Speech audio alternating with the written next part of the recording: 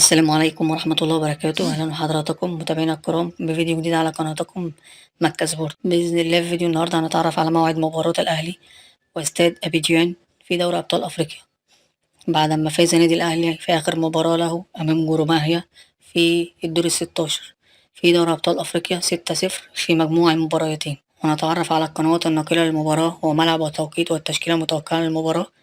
وفي البداية نصلي على النبي أشرف الخلق أجمعين سيدنا محمد عليه الصلاة والسلام. ولو عجبك الفيديو ياريت تدعمنا بلايك والاشتراك في القناة ليوصلك كل جديد إن شاء الله. وإليكم التفاصيل الآن.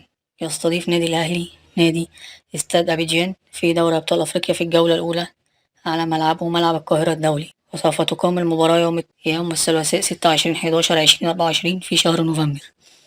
وسوف تنطلق صفارة المباراة الساعة 5 مساء بتوقيت تونس والمغرب والجزائر، والساعة 6 مساء بتوقيت مصر وليبيا والسودان، والساعة 7 مساء بتوقيت السعودية وقطر والعراق وسوريا وفلسطين واليمن والكويت والأردن، والساعة 8 مساء بتوقيت الإمارات وعمان. وسوف تذاع المباراة على قناة بين سبورت 3. وتأتي التشكيلة المتوقعة للمباراة: حراسة المرمى محمد الشناوي، خط الدفاع أكرم توفيق، خالد عبد الفتاح، رامي ربيعة، يحيى عطلة. خط الوسط: مروان عطية، أحمد كوكا، إمام عاشور.